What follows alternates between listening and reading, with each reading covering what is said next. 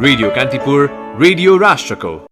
कूटनीतिक तहबाट भारतसँगको सीमा विवाद समाधानका लागि प्रयासरत रहेको सरकारको भनाई। सड़क निर्माणबारे जानकार भएर पनि सरकार मौन बसेको भन्दै सांसदहरूको आपत्ति।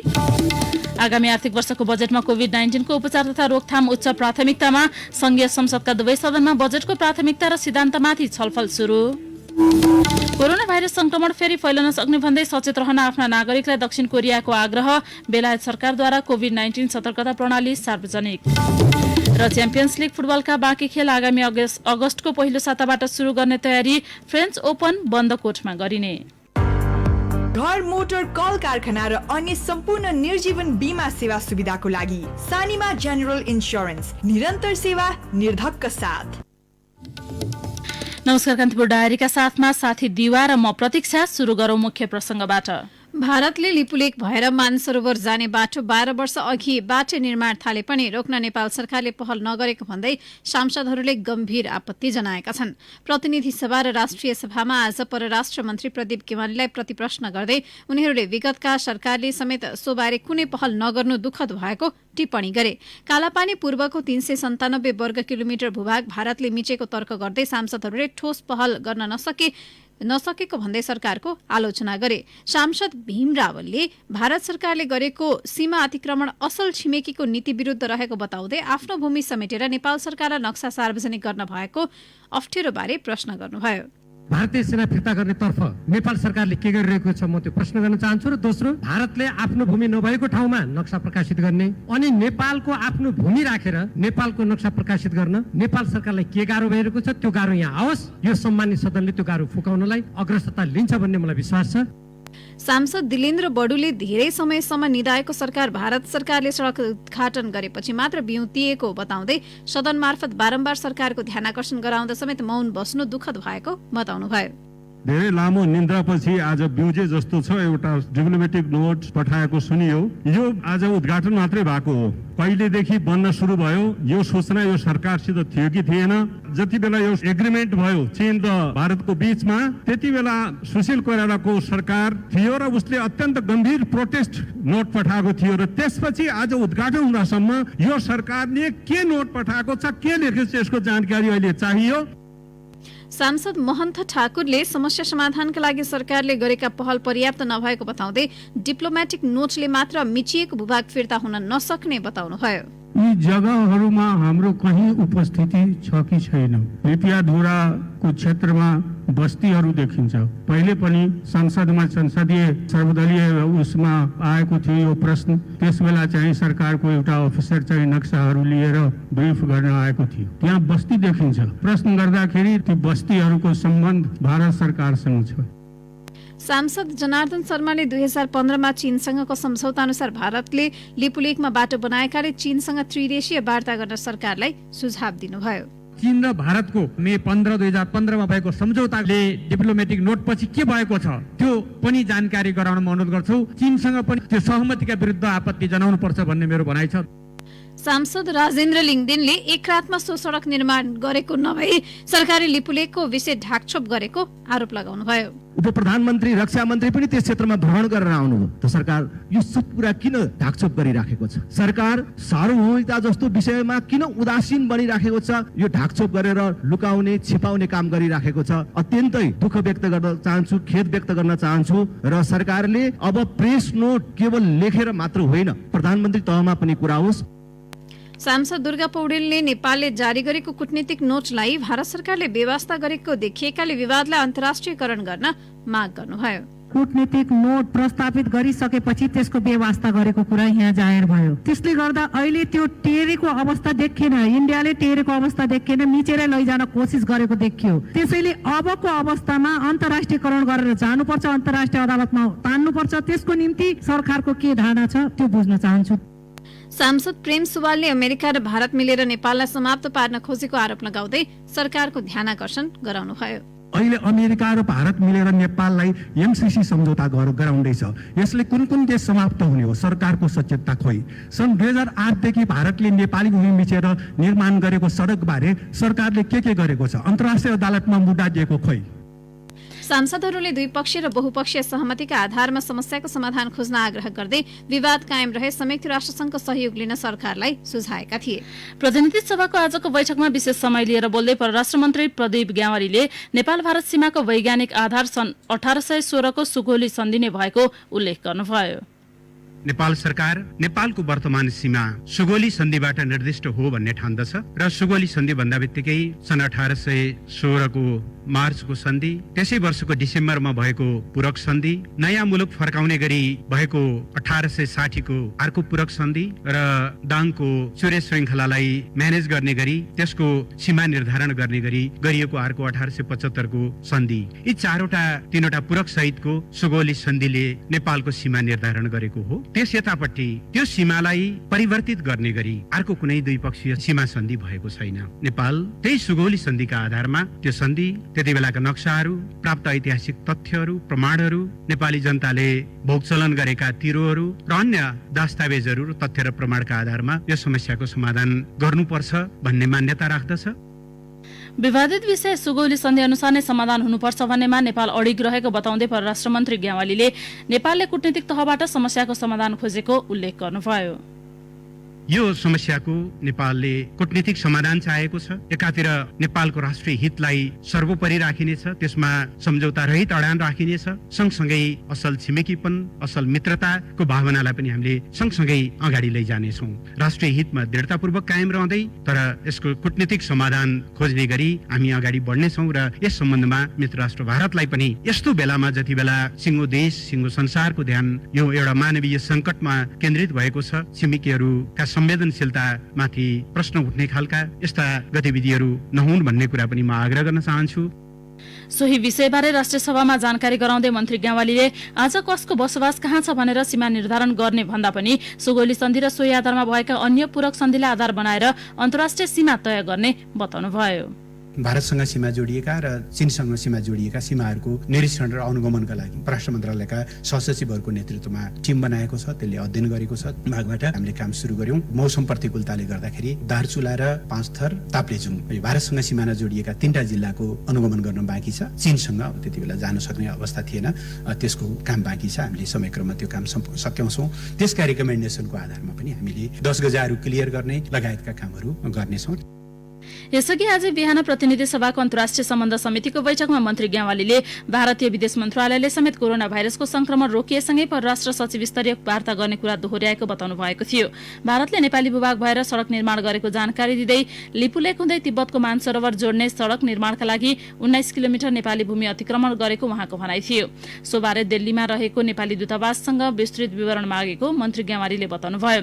भारत सरकारले लिपुलेक भएर मानसरोवर जाने सड़कको अवधारणा 21 वर्ष अघि नै तयार पारे पनि नरेन्द्र मोदी नेतृत्वमा सरकार गठन भएपछि निर्माण कार्यले तीव्रता पाएको पाइएको छ।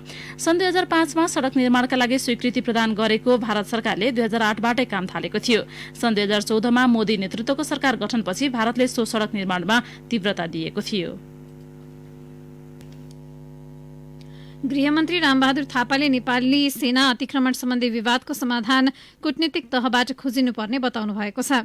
संसदको राज्य व्यवस्था तथा सुशासन समितिको आज बसेको बैठकमा गृहमन्त्री थापाले 6 दशक अघिदेखि नै झण्डै 400 वर्ग किलोमिटर नेपाली भूमि भारतले अतिक्रमण गर्दै आएको भन्दै अहिले मानसरोवर जाने बाटोको बारेमा सरकारले विरोध जनाइसकेको जानकारी दिनुभएको छ। सीमा अतिक्रमणको विषय कूटनीतिक तवरबाट समाधान गरिनुपर्ने उल्लेख गर्दै उहाँले त्यसको जनस्तर र सरकारी तवरबाट विरोध मात्र गरेर उपलब्धि हासिल नहुने बताउनुभयो। सीमा सुरक्षाको निम्ति सो क्षेत्रमा नेपाली सुरक्षा निकायलाई तैनात गर्ने र अहिले छाङ्ग्रोमा बीओपी राख्ने तय भएको पनि मन्त्री थापाले जानकारी दिनुभयो। समिति बैठकमा सत्तारूढ नेकपा अध्यक्ष पुष्पकमल दाहालले भारतले सीमा विवाद कूटनीतिक ढंगबाट समाधान गर्न नचाहे नेपालले फरक बाटो रोज्ने उल्लेख गर्नुभयो। त्यसका लागि छलफल गर्दै तत्काल निष्कर्षमा पुग्ने उहाँको सुझाव थियो। चीन र भारत बीच भएको सम्झौता अनुसार भारतले सड़क बनाएकाले चीनसँग समेत छलफल आवश्यक रहेको अध्यक्ष दाहालको भनाइ थियो।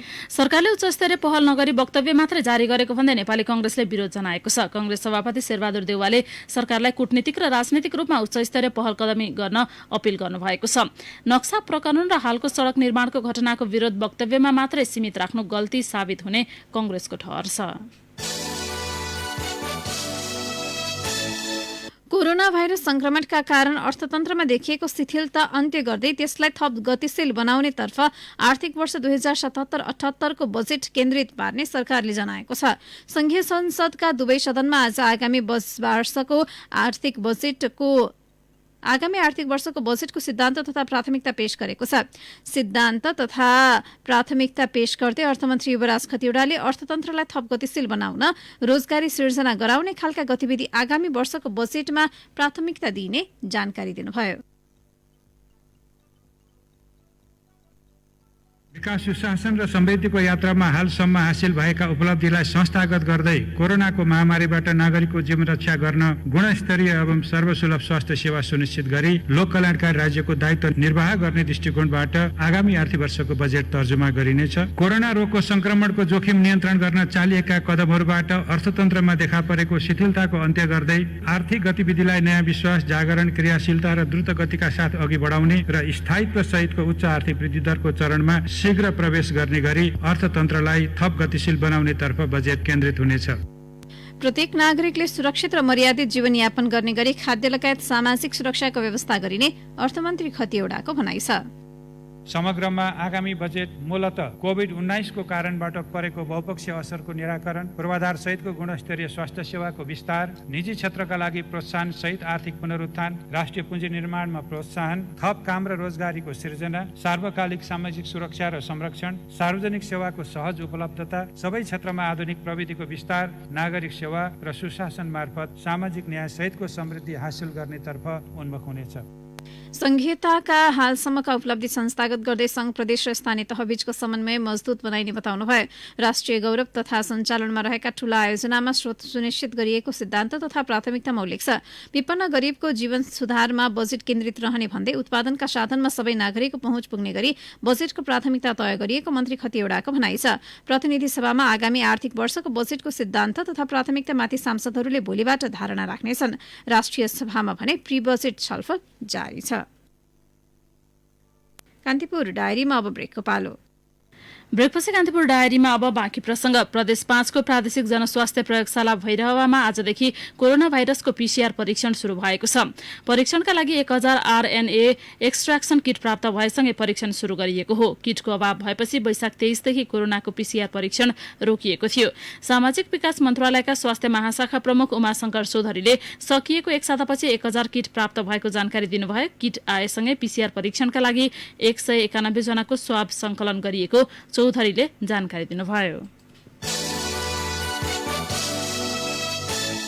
अब अन्तर्राष्ट्रिय प्रसंग। संक्रमितको संख्या केही बढेसँगै दक्षिण कोरियाले कोरोना संक्रमणको दोस्रो लहर आउन सक्ने चेतावनी दिएको छ। महामारी फैलने क्रम तीव्र पारेसँगै लगाइएको प्रतिबन्ध क्रमशः खुकुलो बनाउँदै लगेको दक्षिण कोरियाले मुलुकमा संक्रमणको दोस्रो लहर आउन सक्ने भन्दै सचेत रहन सम्पूर्णमा आग्रह गरेको हो। संक्रमण नसकिएको भन्दै राष्ट्रपति मुन जे इनले संक्रमितको पछिल्लो तथ्याङ्कले यो कुनै पनि समय पुनः फैलन सक्ने देखाएको बताउनुभयो। दक्षिण कोरियामा 24 घण्टाको अवधिमा 34 नयाँ संक्रमित थपिएका छन्। यो दैनिक वृद्धि दर अप्रिल 9 यताकै उच्च हो। दक्षिण कोरियामा हालसम्म 10,874 जनामा संक्रमण पुष्टि भएको छ। तीमध्ये 256 जनाको मृत्यु भएको छ।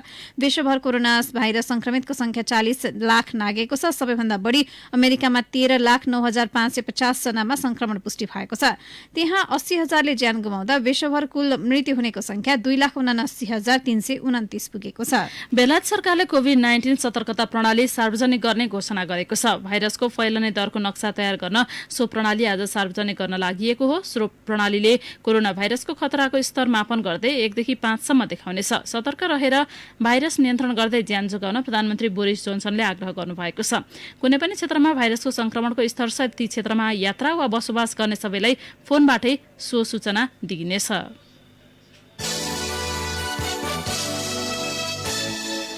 अब खेल प्रसंग। कोरोना संक्रमणका कारण रोकिएको च्याम्पियन्स लीग फुटबलका खेलहरू आगामी अगस्त पहिलो साताबाट सुरु गर्ने तयारी गरिएको छ। प्री क्वार्टर फाइनलको दोस्रो लेगका खेलहरू अगस्त 7बाट सुरु गर्ने तयारी भएको हो। लियोनका अध्यक्ष जीन माइकल ओलासले लियोन तथा युभेन्टस बीचको खेल अगस्त 7 का लागि तय भएको बताएका छन्। फ्रान्सेली मिडियासँग कुराकानी गर्दै बन्द रंगशालामा हुने खेलको मिति तय भएको उल्लेख गरेका हुन्। 26 फेब्रुअरीबाट रोकिएको लीग सञ्चालनका लागि क्लबहरू सहमतिमा पुगेको दावी गर्दै अध्यक्ष ओलासले दोस्रो लेग अगस्त दोस्रो सातामा सम्पन्न गरिसक्ने तयारी भइरहेको बताउनुभयो। पहिलो लेगमा युभेन्टसलाई 1-0 हराएको लियोन दोस्रो लेगमा पनि जित निकाल्दै अन्तिम 8मा प्रवेश गर्ने योजनामा रहेको उनको भनाइ छ। च्याम्पियन्स लीगका 8 टोलीले क्वार्टर फाइनलका दुवै लेग खेलिसकेका छन्। रियल मैड्रिड र म्यान्चेस्टर सिटी, चेल्सी र बायर्न म्युनिख, लियोन र युभेन्टस तथा बार्सिलोना र नापोली बीचको दोस्रो लेग रोकिएको थियो। RB Leipzig, Atletico Madrid, Paris Saint Germain, PSG र एटलान्टा भने यसअघि नै क्वार्टर फाइनलमा प्रवेश गरिसकेका छन्। फ्रान्सेली टेनिसका प्रमुख बर्नार्ड गुडिसेलीले यो वर्षको फ्रेन्च ओपन बन्द कोर्टमा हुने बताएका छन्। कोरोना भाइरसका कारण 4 महिना पछाडि सरेको फ्रेन्च ओपन सेप्टेम्बर 20 देखि अक्टोबर 4 मा हुनेछ। फ्रान्सेली मिडियासँग कुरा गर्दै गुडिसेलीले सबै सम्भावना खुल्ला रहेको बताए, तर कोर्टमा दर्शकको उपस्थिति भने नहुने उनको भनाइ थियो। उनले टेनिस प्रेमीले यसपल्टको फ्रेन्च ओपन टिभीमा मात्र हेर्न पाउने र कोर्टमा भने खेलाडी र खेल पदाधिकारी मात्र उपस्थित हुने पनि बताए। हस्त कान्तिपुर डायरीको यो बुलेटिन अहिलेलाई यही सकिन्छ। साथी दिवा र म प्रतीक्षा बिदा हुन्छौ। नमस्कार। सूचना र मनोरञ्जनको संवाहक रेडियो राष्ट्रको रेडियो कान्तिपुर।